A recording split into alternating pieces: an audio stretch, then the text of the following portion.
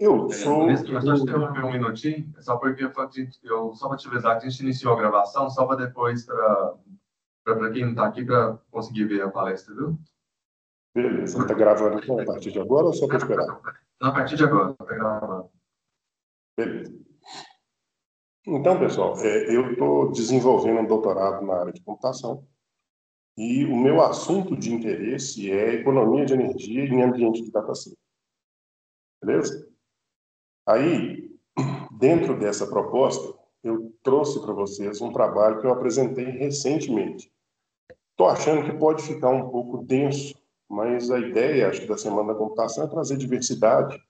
Então, como vocês viram muita coisa de mercado de trabalho, eu andei vendo quais os títulos das palestras de vocês, eu vou trazer um material um pouco mais técnico, de repente, para ver se eu motivo vocês a caminhar na área de pesquisa. Tá bom? Então, vamos lá. A proposta do trabalho foi apresentada em outubro deste ano, no SSCAD 2024. O SSCAD é o Simpósio em Sistemas Computacionais de Alto Desempenho, e esse ano foi feito lá em São Carlos, na UFSCar, na Universidade Federal de São Carlos. O título desse trabalho é uma análise multicamadas do consumo de energia em cargas Big Data que eu, o Vinícius e o Dorgival desenvolvemos. O desenvolvedor do trabalho sou eu, o Vinícius é meu orientador e o Dorgival é meu orientador. Então é por isso que todos os slides vão ter aí, ó, o símbolo da UFMG e da Universidade Federal. O Vinícius está na Federal de Lavras, né, e eu, funcionário do Cefet e aluno da UFMG. Então a gente leva esse trio para frente aí com esse trabalho. Estamos no dia 13, terceira semana de engenharia de computação, e aí a ideia é a seguinte, vamos ver qual que é a nossa motivação. Para dar noção para vocês, eu até dei uma mexidinha nesse slide mais para o final, a demanda por energia para processar a informação é significativamente elevada.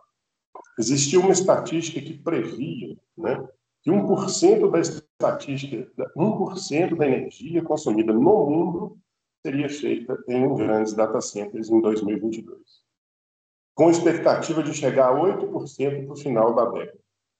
Então, é muita coisa. Se você parar para pensar que a indústria de base trabalha com máquinas muito pesadas, que gastam muita energia, o data center está consumindo energia numa proporção assustadora. E um dos grandes consumidores, né, de energia dessa estrutura é o processamento em ambiente Big Data. Então, você pega grandes volumes de dados e tenta extrair informação e conhecimento dele. Atualmente, por isso que eu mexi nesse slide, a IA está crescendo muito e a IA está sendo muito processada em placas de vídeo. Então, a gente consegue perceber hoje que o consumo de energia está aumentando absurdamente graças à NVIDIA. A NVIDIA hoje é a empresa mais valorizada do mercado na área de tecnologia, que está aí bombando com IA. Lá em São Carlos o pessoal falou muito, depois se vocês quiserem uma referência divertida, procurem por Gênio Digital.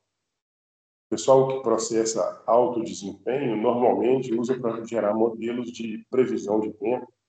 E a NVIDIA, junto com o pessoal de processamento de alto desempenho, já desenvolveu o tal do gêmeo digital da Terra. De um lado, você vai ver na apresentação deles o que aconteceu na Terra, e do outro lado, quase que no instante real, eles têm a simulação da Terra deles funcionando. Então é muito bacana. O pessoal está muito informado e muito ativo no desenvolvimento atualmente. No meu caso, estou de olho na energia. Depois continuar acontecendo sem detonar a energia de vocês. Espero que ele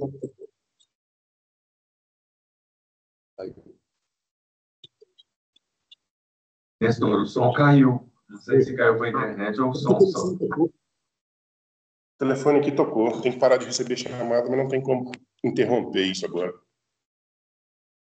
Não, tranquilo. Beleza? Beleza, Caiu aqui, tranquilo. ó. É o que eu falei aqui. Habib? Sim, estamos escutando agora. Agora estamos. Beleza. Então, como eu dizia para vocês, a minha proposta é dar um jeito de economizar energia o mais possível para poder permitir que esse processamento continue avançando. Certo? Como reduzir o consumo de energia quando a gente fala em Big Data? Na nossa proposta, a ideia foi definir o melhor conjunto de consumo de recursos que você oferece para cada carga, né, e avaliar o impacto disso quando você usa o modelo de processamento que hoje é baseado em máquinas virtuais. Então, a ideia é, você tem um pacote, tem um Big Data, você tem uma informação grande, e você tem que jogar ela para ser processada. Você vai ter que distribuir isso em servidores, e esses servidores que você pretende executar essa informação, eles podem ser mais ou menos servidores, e isso vai ter um custo energético considerável. Normalmente, esse tipo de coisa é feito em máquina virtual. Então, quando você está rodando alguma coisa Big Data na Amazon, você contrata o serviço deles, mas eu estou olhando do lado contrário, é como se eu estivesse dentro da Amazon verificando qual tipo de recurso é mais interessante ofertar para gastar o mínimo de energia possível. Então, para a gente entender isso melhor, né, eu tenho que definir qual tanto de recurso é necessário para rodar essa carga, qual o impacto de eu oferecer, por exemplo, máquinas virtuais maiores ou menores, né, e tentar modelar o consumo de energia até para poder gerar um modelo futuramente, aqui não, mas futuramente, um modelo preditor do consumo e preditor do tempo que eu vou levar para executar essa carga. Habib, me dá um retorno, como é que o povo está aí? Acompanhando? Tá, tá ok, estamos Tá? escutando, hein, pastor? Então, Ok. beleza. E a minha explicação, falei em máquina virtualizada, o pessoal aí, todo mundo sabe o que é, não sabe? Todo mundo sabe? Alguns balançaram a cabeça aqui que sim, outros ficaram tímidos aqui, né, Nestor? Entendi. Então, beleza. Então, fala com eles que eu tenho uma referência legal aí. Se eles tiverem dúvida, eu vou perguntar para o César. Deixar o César num xadrez, né, assim. O César está aqui, então, gente, dúvidas, pode perguntar para o César aí. Pois é, exatamente. Tadinho do César.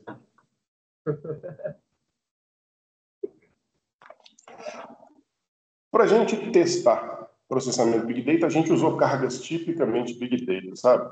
Então, o que a gente fez?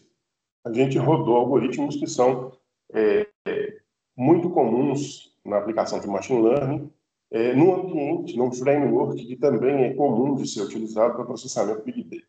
O processamento Big Data ele é um pouco diferente do processamento convencional, porque ele trabalha com operações de map e reduce. Você normalmente mapeia tarefas, espalha, e depois você faz uma redução para poder fechar seu processamento. De uma maneira muito simplificada, seria isso. Então, o ambiente MapReduce que fez sucesso tempos atrás foi o Hadoop. Mas o Hadoop precisava muito de acessar disco e ler e escrever em disco demais para processar informação. Então, depois do Hadoop, veio uma evolução que dominou o mercado aí de processamento Big Data. Hoje existem diversos frameworks para Big Data, mas veio o Spark. O Spark, ele processa em memória, então ele divide os conjuntos de informação, particiona seu conjunto de dados e joga para a memória, e aí jogando em memória, ele processa muito mais depressa, usando disco somente quando a memória já está esgotada. Então, tipicamente, o processamento é feito em RAM, que é bem mais veloz. No nosso ensaio, a gente montou algo parecido com uma super micronuvem, uma nuvem super pequenininha, porque nuvens computacionais têm uma quantidade de servidores absurda. A gente tem uma micronuvem, daqui a pouco eu explico para vocês como é que essa micronuvem foi montada. E aí eu tenho máquinas virtuais que eu rodo nessa nuvem que tem. Ou eu rodo duas máquinas virtuais no mesmo servidor, usando 3 núcleos em cada uma delas, ou eu rodo máquinas virtuais rodando no servidor com uma máquina por servidor e 6 núcleos entregues, para ver se isso faria alguma diferença na hora de fazer o processamento. Ou seja, o tamanho da VM importa ou não importa, né? Então, eu distribuo em 2 máquinas virtuais, eu tenho um nível de paralelismo de processamento diferente, ou eu rodo com um servidor apenas, e aí esse servidor que eu estou rodando, ele fica standalone, ele é quase que bare metal, quase que ele roda direto no hardware, mas ele é virtualizado para a gente não poder fazer comparação. eu usei a possibilidade de trabalhar com 3, 4 e 5 servidores. Por quê? Eu podia rodar de 1 até 6 servidores, que é o que eu tinha de hardware disponível para fazer funcionar. Mas com 1 e 2 servidores, o grau de paralelismo que a gente consegue não é justificável para se montar um sistema de arquivo distribuído ou para se processar essa informação. Então, a gente usou 3, 4, 5 e 6 servidores como um conjunto de variação dos recursos que a gente tem. E, para fins de estatística, a gente executa pelo menos 20 vezes cada carga, porque pode sofrer interferência do sistema operacional, pode sofrer interferência da atualização. Então, com isso, né, a gente estabeleceu um bom conjunto de testes. As cargas que eu utilizei, os algoritmos rodados, são TeraSort. TeraSort é um algoritmo de ordenação feito especificamente para fazer avaliação de grandes volumes de dados. Então, a ideia do TeraSort, na versão original, é ordenar 1 tera de dados, só que ele aceita que você trabalhe com subconjuntos. Então, eu tenho aí da ordem de 30 GB que eu usei para ordenar, e o TeraSort ele trabalha com uma quantidade pequena de estágios. Então, o processamento que a gente faz em Big Data normalmente é baseado em grafos, e no processamento de grafos, né, o K-means, por exemplo, tem 15 estágios, PageRank, que você está vendo aí, 98 estágios, mas o TeraSort é mais suave, ele tem 2 estágios apenas, um estágio de ordenação e um estágio de merge.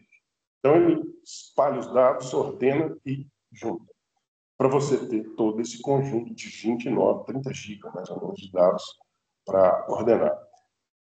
O gargalo, normalmente, em Big Data, está nas operações que eles chamam de shuffle, que é embaralhamento.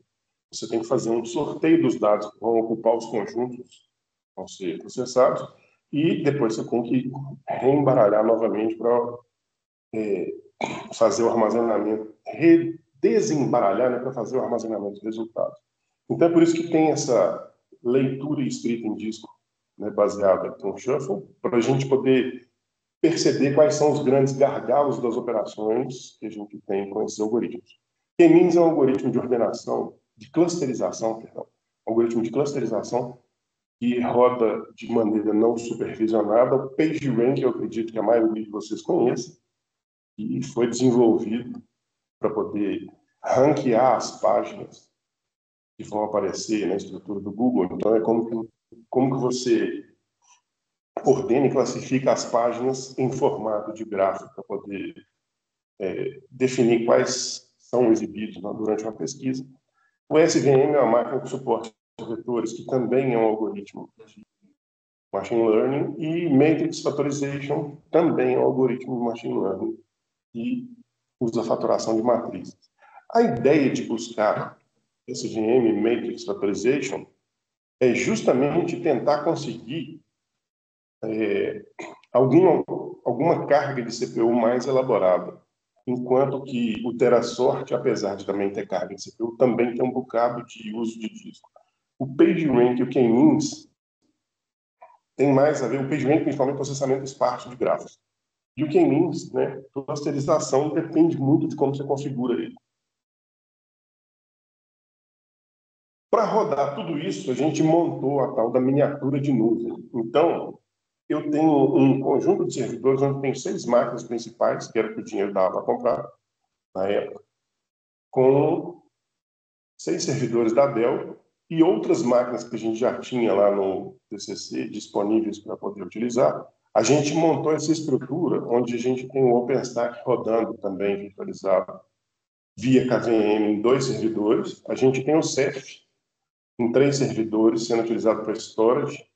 Ceph e OpenStack são 2 nomes que valem a pena vocês anotarem. O OpenStack é um orquestrador de nuvem, para você poder disparar e gerenciar máquinas virtuais de uma maneira mais organizada, já mais computacional.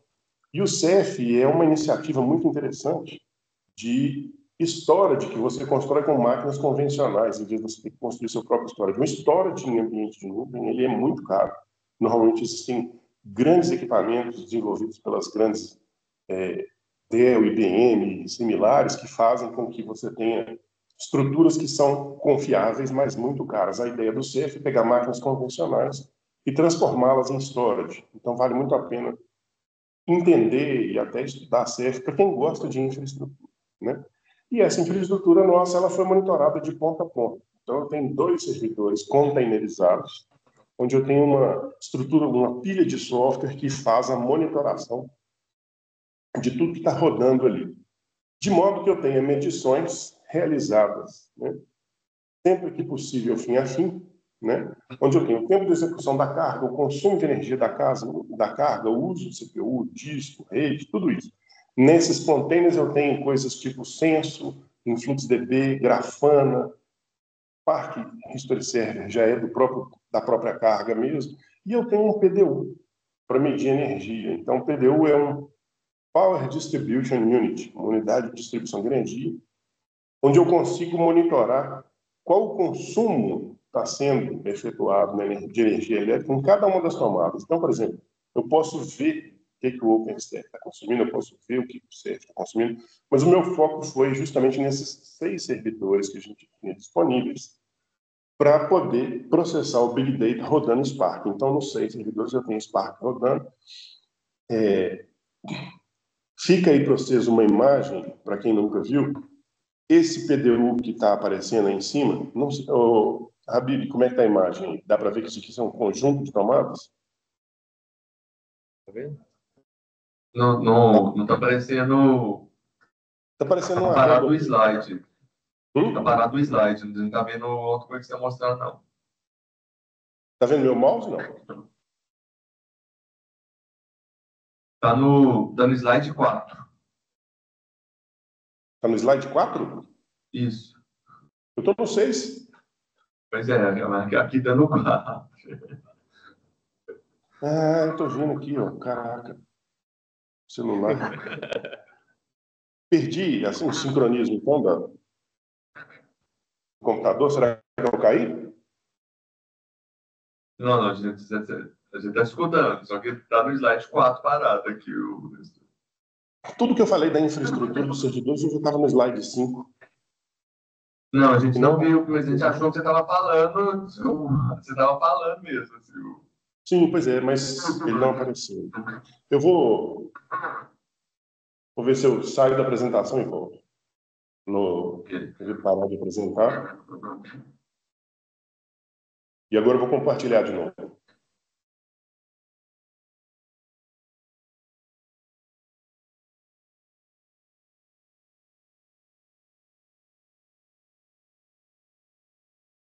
Está aparecendo aí?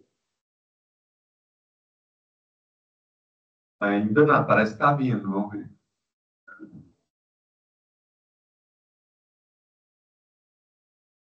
Não está aparecendo nada, Nestor.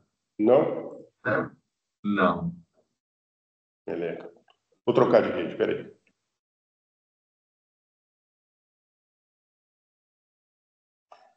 Vou ficar na rede móvel para o celular e vou ficar na rede do Cefet aqui. Ok. Apresentar. Se eu cair, eu volto. Juro que eu volto. Eu vou desligar o vídeo aqui também, que às vezes melhora aí, porque você não recebe vídeo. Tá.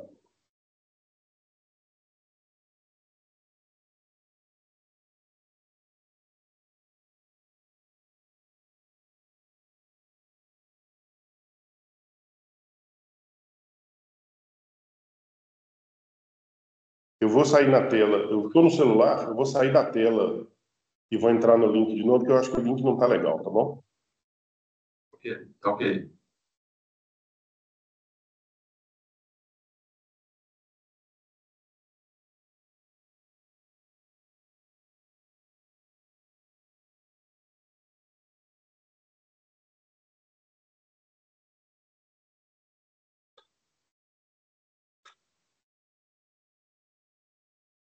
O Teams não tá bom, não. O Teams não quis funcionar aqui, não. A gente está escutando agora a imagem do seu Pois é, computador. eu estou tentando voltar para o Teams aqui na tela e ele não quer. Ah, tá. Vamos ver se eu copio esse texto e abro no outro navegador aqui, que pode ser... O Teams gosta do Chrome, não é isso? Eu não lembro. No meu caso aqui está instalado, né? Eu estou usando o aplicativo instalado. Então, mas assim, eu cheguei a usar no Chrome na pandemia. Estou ingressando novamente. Não está aparecendo outras coisas agora.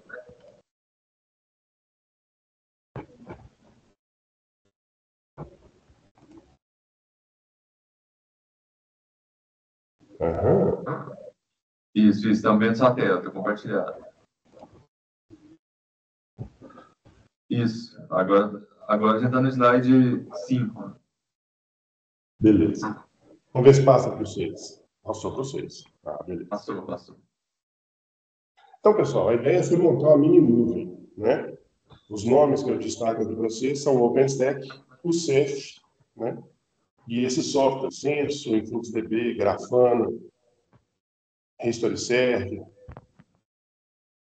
são todos informações interessantes. O HistoryServe acompanha os packs, mas o Senso, o InfluxDB e o Grafana, via container lá na infraestrutura, eles estão servindo para o senso médio, disco, CPU, rede, esse tipo de coisa. O InfluxDB é um banco de dados específico para guardar informação desse tipo. E o Grafana é um software muito legal que você põe em cima de toda essa pilha e consegue visualizar os dados. Então aqui, ó. Vamos ver se fica mais colorido e mais ilustrativo para vocês.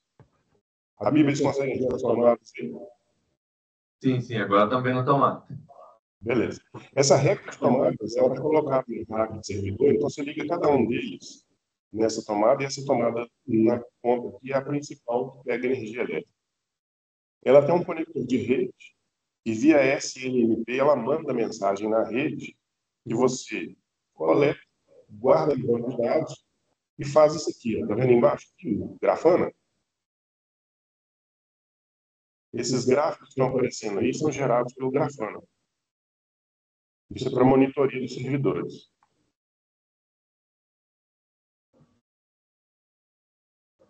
Nos nossos testes, duas configurações. Uma baseada em VMs de 3 núcleos, outra baseada em VMs de 6 núcleos. Os números parecem esquisitos, mas é porque nos servidores que eu estou rodando, eu tenho 8 núcleos. Aí é necessário reservar uma quantidade mínima de núcleos para o virtualizador. Então, como eu estou rodando virtualizado, eu tenho que ter uma reserva. Como eu tenho 8 núcleos, ou eu coloco 2 VMs de 3 e deixo 2 núcleos para o KVM, ou eu rodo uma máquina com 6 núcleos e deixo 2 núcleos para o KVM. Dentro das minhas máquinas virtuais, eu coloco agentes do próprio Senso para poder mandar a informação para fora. E aí a minha monitoração coleta todos esses dados. O resultado está aí. Eu tenho aqui para vocês o que eu consegui em termos de tempo de execução e o que eu consegui em termos de consumo de energia quando eu rodei. Por exemplo, esse primeiro aqui em cima é o TeraSort. Tem jeito de tirar isso aqui. Eu tenho o TeraSort aqui, ó, com 3 máquinas, 4 máquinas, 5 máquinas, 6 máquinas. Então, você observa que o tempo vai diminuindo para que eu consiga rodar aqueles 30 GB e botar eles em ordem em alguma coisa de 680, 670 segundos. Né? Aqui ele diminui mais ainda, e aí eu chego num determinado ponto onde o gargalão, já me dá, eu estou chegando no ponto onde não dá mais para acrescentar recursos, porque eu não ganho desempenho. Só que do ponto de vista de consumo, olha lá, o consumo dessas 3 são praticamente idênticos. E aí, quando eu rodo VMs de 6 núcleos, por incrível que pareça, ter uma VM maior do que 2 VMs menores diminui o grau de paralelismo da minha aplicação e o meu resultado é menor. Gasta mais energia, mais tempo. Todas as VMs de 6 cores gastaram mais tempo do que quando comparado em um conjunto de dados com VMs de 3 cores. E isso acontece exatamente ao contrário quando você roda com Linux. O algoritmo de Linux, ele roda um conjunto de dados lá, se não me engano, 18 GB de dados. E aí, olha só, as máquinas de 3 cores agora gastam mais tempo do que as máquinas de 6 cores. Aqui eu uso 3 máquinas de 6 cores. Aqui eu uso 3 vezes 2, 6 máquinas de 3 cores. 6 máquinas de 3 cores gastou mais tempo do que 6 cores vezes 3 máquinas, né? Uma vez só. Mas sempre dá para a gente perceber, ó, que no caso do K-means existe esse gargalo aqui, tá vendo? Você tem um ponto de inflexão aqui onde você encontra o ponto de mínimo. Isso, do ponto de vista de tempo, te oferece a melhor resposta em termos de quanto tempo você gasta para processar a informação. E observem que no TeraSort o desenho está no outro sentido, né? Então você está sempre caindo, até a hora que você não ganha mais tempo. Certo? Então, com isso aí, a gente consegue ter resultados bastante interessantes para começar a gerar um modelo. Aí, esse modelo que a gente vai gerar vai facilitar quando a gente quiser fazer uma estimativa, né, de quanto vai consumir a minha infraestrutura. Eu tenho também o resultado do PageRank, do SVM e do Matrix Authorization. Todos eles têm comportamentos particulares, sabe? Que a gente pode avaliar e atribuir a cada um dos algoritmos por conta da forma como eles são executados, né? No caso do PageRank, por exemplo, ele tem um processamento de grafos esparsos, faz com que os resultados obtidos com ele sejam bem diferentes do TeraSort, por exemplo. Então, com esses resultados aqui, eu teria uma história grande para contar, eu explicaria tudo isso, mas a conclusão mais importante com esses resultados que a gente tem é a seguinte: o speedup com mais servidores nem sempre gira economia de energia. Então, se vocês observarem aqui, ó, vou usar o TeraSort como exemplo, 2 passos para trás. Eu estou acelerando a minha carga. Estou ganhando consumo de energia, estou gastando cada vez menos, né? Aqui, ó. Aqui é mais notável. Deixa eu ver se eu consigo mostrar. Aqui, ó, nesse conjunto é mais notável. Quanto mais recurso eu coloco, mais rápido ela acaba. E à medida que ela acaba, eu consigo gastar menos energia. Então, meu consumo final fica menor. Mas nem sempre funciona desse jeito. Então, se a gente for observar outras cargas, por exemplo, aqui, ó, eu ganho tempo no PageRank, mas eu não economizo na mesma proporção. No SVM, eu começo a ganhar tempo, mas também não consigo grande economia. Ou seja, enfiar recurso para poder fazer as coisas acontecerem mais depressa traz a ideia de que, como você acaba mais depressa, você economiza energia, o que não é verdade, nem sempre vai ser. Outra coisa que a gente pode perceber nesse conjunto de gráficos é que o tamanho das VMs também pode influenciar o resultado, tanto de tempo quanto de consumo. Então, são duas coisas que fazem muita diferença para nós. Se você considera particionar máquinas virtuais, dependendo da carga, pode ser que diminuir o tamanho da máquina virtual melhore o grau de paralelismo do processamento. Então, a gente percebeu isso no TeraSort, né? E a diversidade das tendências observadas, né, vão começar a dar uma ideia de que está na hora da gente aprofundar mais o estudo. Então, esse aí é a primeira camada que a gente tem, que são os experimentos realizados. Descer um nível na avaliação dos resultados faz com que a gente melhore a nossa explicação, né, do que a gente tem. Então, a gente tentou costurar a ideia do consumo de energia com os recursos de hardware. Para quê? Para tentar enfiar uma caixa preta no software e falar assim, se eu medir quanto gasta de rede, quanto gasta de CPU, quanto gasta de disco, eu consigo montar um modelo que fala como que essa carga vai se comportar? E aí, para fazer esse tipo de coisa, a gente juntou, né, todas as métricas, né, e estabeleceu os seguintes parâmetros. Quanto que é a CPU média gasta, quanto que é gasto em escrita e leitura em disco, dado em gigabyte, quanto você gasta em gigabyte para trafegar informação na rede de um servidor para outro, né? E também incluiu, para fazer uma avaliação estatística disso aí, quanto que a gente tem de impacto quando muda o tamanho da VM. Então, se eu tenho a VM, ou se eu tenho duas VMs no mesmo servidor, qual que é o resultado? E aí, surpreendentemente, à medida que a gente fez esses cálculos, a gente conseguiu um R2. R2 em estatística e define a qualidade do seu modelo. Então, a variação dos dados ela fica bem representada, né, por esse R2, né, parâmetro R quadrado, entre 0 e 1, sendo que 0 representa nada do seu modelo e 1 representa 100% do seu modelo. Então, a gente tem alguma coisa entre 88% e 94% do modelo feito por regressão linear representado.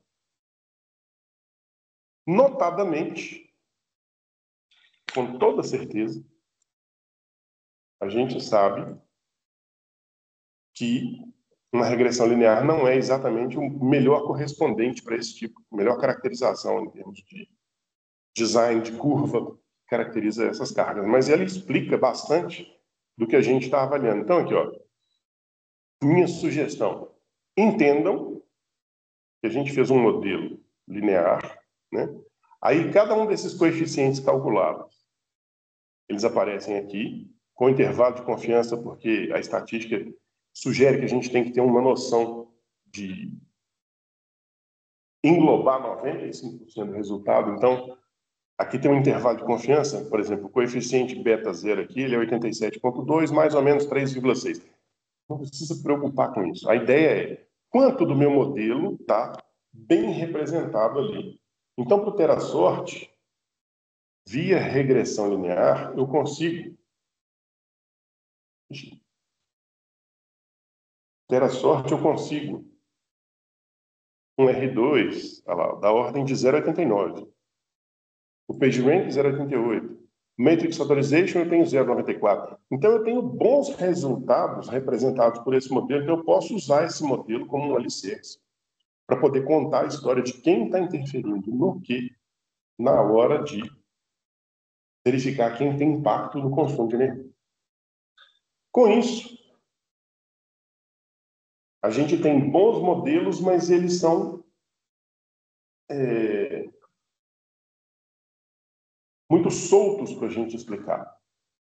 O lance é, e se eu fizer várias regressões, e dessas regressões eu for construindo elas de forma hierárquica?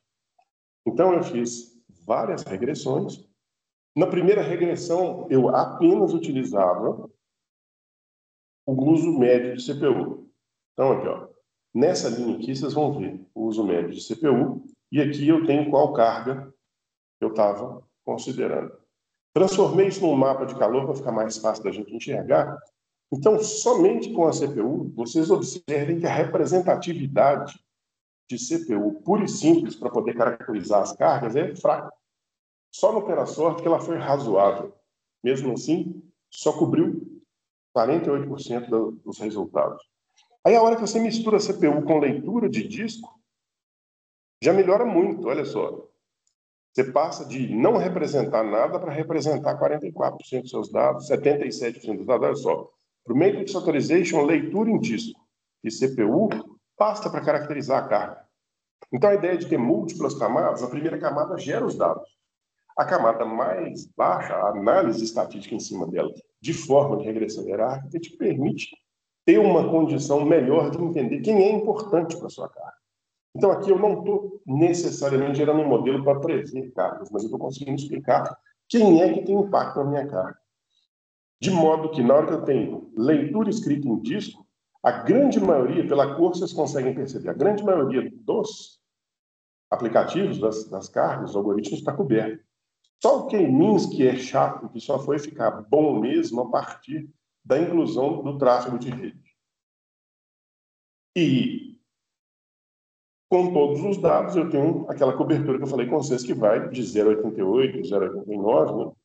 Está mais arredondado, até 95%. Então, essa é a segunda camada da história. Além dessa segunda camada da história, né, a gente ainda foi mais fundo nesse assunto. Então, a gente percebeu que o comportamento de aplicações Big Data são tão particulares que você precisa de uma análise mais transversal. Ela tem que ir em níveis diferenciados. E aí a gente pegou os logs do History Server para poder trabalhar em cima dele. O History Server é um conjunto de logs e cada vez que você roda uma aplicação, ele registra essas informações.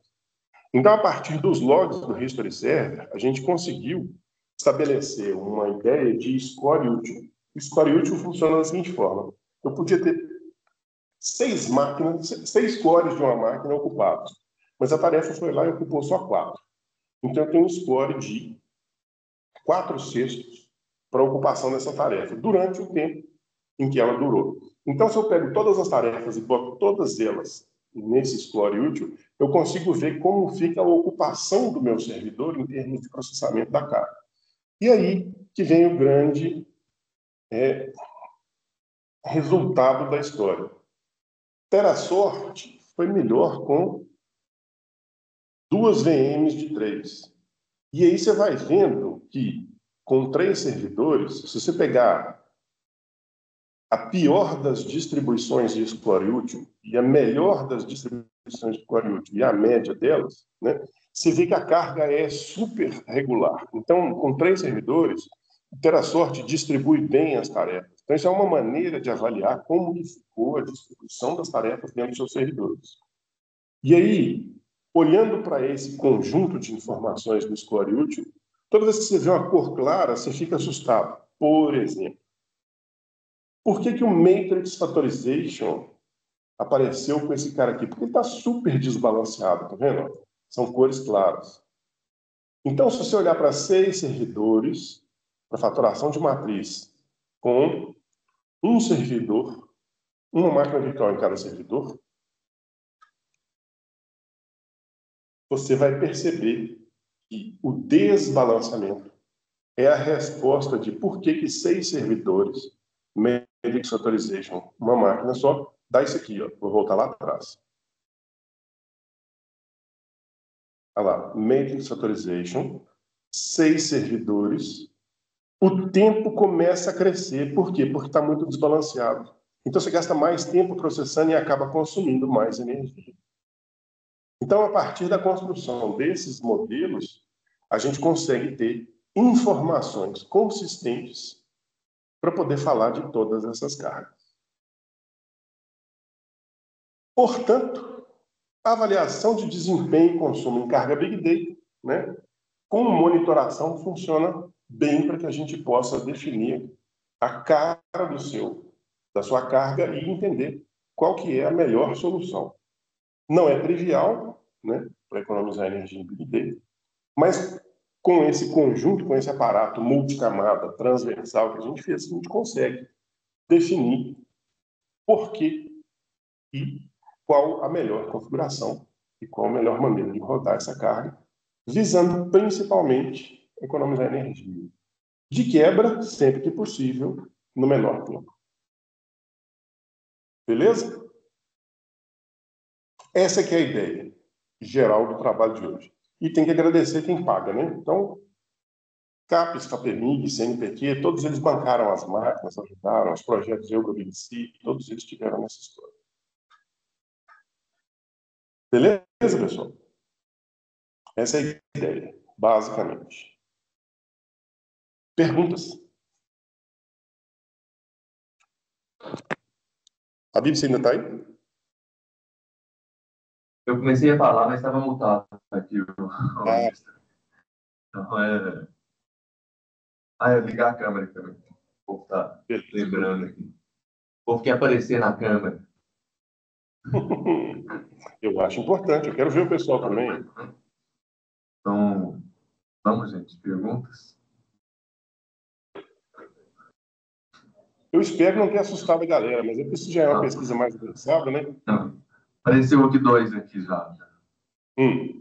Só que eles estão tímidos. Um está assim, não, mas deixa o outro primeiro, deixa ele perguntar primeiro, eles estão brigando. Ah, entendi.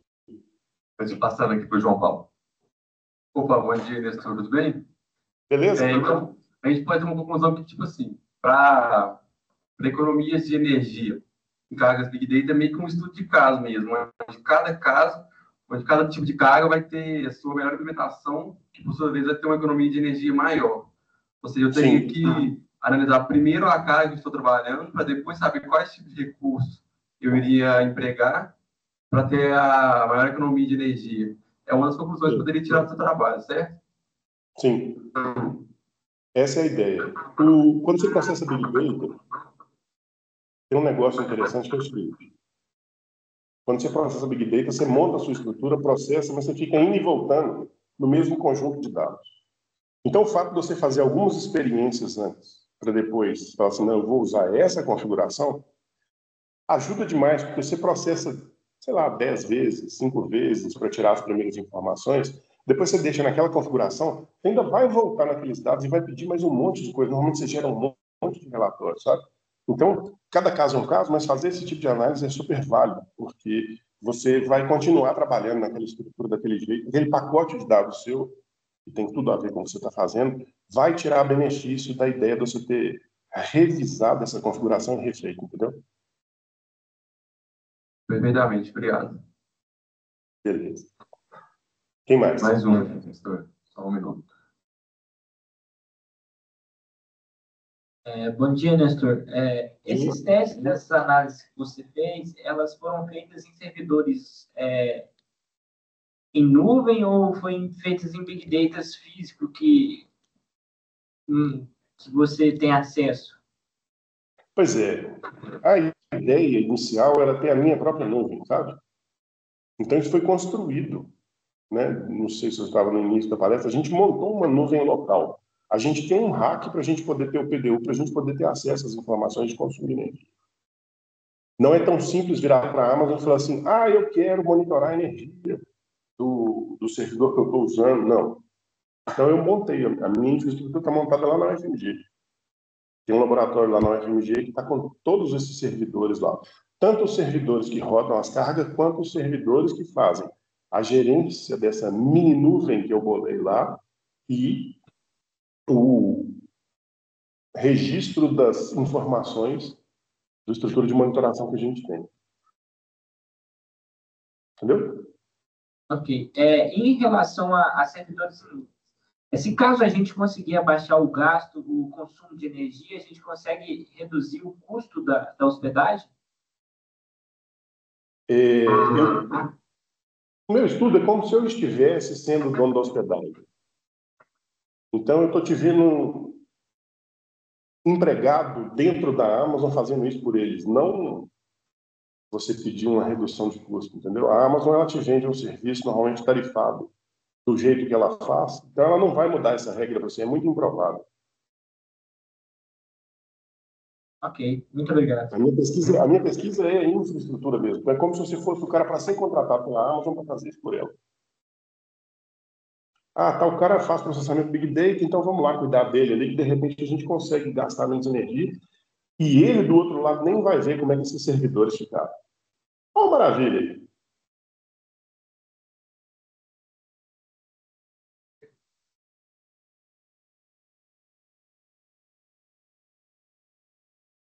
Seu pupilo aqui vai perguntar, professor. O César. Bom, Beleza? a quantidade de cores que você separa em cada VM é arbitrário mesmo? Como é que é? Eu tinha... Tudo começa assim, qual dinheiro você tem? Eu tenho tantos mil, então vou comprar máquina. Aí você escolhe a maior quantidade de máquina que você puder ter para poder fazer esse tipo de simulação. Aí a gente comprou uns servidores, 6 servidores, que tem 8 cores cada um. Aí eu precisei reservar dos 8 cores, pelo menos um core para o KVM. Só que na hora que você vai fazer essa reserva, os outros cores ficam quebrados. Como eu queria comparar 3 com 6, na verdade sobravam 2 cores. Então cada máquina sobrou 2 cores, aí eu usei duas máquinas com 3 cores ou uma máquina virtualizada de 6 cores para poder bater uma com a outra. A ideia era chegar a 8 máquinas. E aí ter máquinas para fazer uma coisa mais redondinha, mais quadradinha, contar números tipo 2, 4, 8, 6, sabe? Fazer coisas nesse sentido. Mas o recurso é limitado.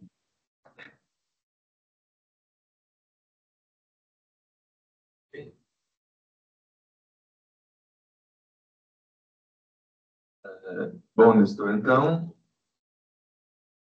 o Maravilha quer te perguntar. Nestor, beleza? Beleza, Maravilha? Uma dúvida. Nos seus experimentos, você tinha lá as máquinas virtuais com um determinado número de cores e as tarefas alocadas a elas. Essas tarefas, elas eram divididas em threads que eram maior que o número de cores que tinha na máquina, ou não? Não. O Spark, ele permite que você designe cores para ele. Aí cada thread, então, é alocado um core fixo num outro. Você poderia, na verdade, com o Spark, cada thread é o que você chama de core para disparar. Mas eu tenho um set de testes mais antigo, na época que eu estava aí com você, ficou basicamente provado para nós que ter mais threads ou ter menos threads no mesmo core dá um resultado muito próximo. Entendeu? Entendi, porque a minha dúvida é em relação a se tem uma tarefa que ela depende mais de processamento ou da troca de informações entre as tarefas, as subtarefas. E aí, se tem mais tarefas, depende mais de processamento, teria muita troca de contexto entre as threads, dentro dos códigos, né? Por falha de thread, aí isso poderia impactar na duração da execução da tarefa. Sim. Faz todo sentido. Mas o que a gente observou que é um gargalo monstruoso por causa daquela história das regressões que a gente fez, o maior gargalo está no HDFS. Então acaba que esse impacto de ter mais ou menos threads dentro de um core não tem tanto significado quanto a quantidade de processamento que o core tem que fazer. Por exemplo, TeraSort ordena, né? Então, o fato de você ordenar com TeraSort, você tem muito processamento. O fato de você enfiar duas threads para fazer isso ou não, começa a ter um impacto relativamente importante, mas não tão significativo, porque o algoritmo é muito regular, sabe? Então, ele sendo regular, você dividindo de um jeito maior ou menor, isso não tem tanto impacto quanto ter duas VMs, por exemplo, acessando o HDFS concorrentemente e garantindo que você tem entrega de dados mais depressa, sabe? Fez sentido para você ou não? O HDFS é o sistema de arquivo. Sistema de arquivo distribuído. Eu uso HDFS, do Hadoop. Então, eu tenho um sistema de arquivo distribuído. Cada uma dessas máquinas virtual tem um disco, que ela lê do disco, joga na RAM, processa e depois grava um disco. Então, quando eu tenho, apesar de eu ter só um disco em cada máquina, ter duas VMs usando o disco deu uma certa aceleração. Engraçado, né? E aí, assim, é disco mesmo ou é o SSD? É disco mesmo. Se botar SSD, todos esses resultados muda tudo. Aí passar para ter SSD, a ideia era ter um journal nessa história, ter o disco e um cache de disco em SSD, sabe? Mas isso estava ficando caro. Tinha que remontar toda a estrutura aí. O pessoal, por enquanto, abortou essa missão. E não usar nenhum sistema de RAID para acelerar a escrita, a leitura, não, né? Distribuindo em vários HDs. Não lembro qual que é a configuração de RAID para isso. Poderia usar um RAID para isso. Poderia fazer um RAID em cada uma das máquinas. Mas para fazer RAID nas máquinas também tem disco e também tem o custo do processamento do RAID que poderia embolar um pouco as coisas, sabe? Aí talvez fosse o caso de processar essas informações do Ceph. Tem um artigo de um cara malucão que processou Ceph versus HDFS. E aí o HDFS parece que ele escala melhor do que o Ceph. Porque eu poderia deixar o processamento nos servidores e o Ceph para cuidar só do storage. Mas aí ia ter tráfego de rede para toda vez que você fosse buscar o dado para poder rodar no servidor, entendeu? Então, o HDFS estando local, naquela mesma máquina, parece que para Big Data ele funciona melhor. Entendi.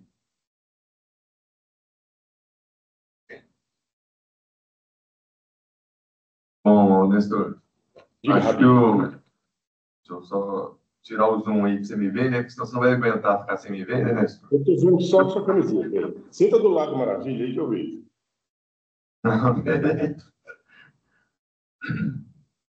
Bom, Nestor, então eu queria agradecer sua participação mesmo. Acho que contribuiu muito o pessoal ver, entender, ver algo diferente. Igual você falou que seu trabalho foi o apresentado até agora, foi o mais científico de todos apresentados, né? Isso é bom para o pessoal ver como que é, o que fazer, e como ir para uma área assim, diferente, né? Porque o trabalho que a gente viu foi pessoas de empresas explicando, mostrando, a gente trabalha com, mais cedo a gente teve um que de ciência dos dados, então como que trabalha nisso, a gente teve um que trabalha fora, que mostrando como trabalha fora, então o seu foi mais científico, então isso que é bom para o pessoal ver e ter essa vivência mesmo, e ver como seria essa experiência, né? Então, muito obrigado, né, senhor, por compartilhar a experiência, e tenho certeza que foi bom para todos aqui. Ah, beleza. Eu que agradeço a oportunidade, para mim foi muito bom. Valeu. Valeu. Senhor diretor. Valeu, senhor, obrigado. Até mais.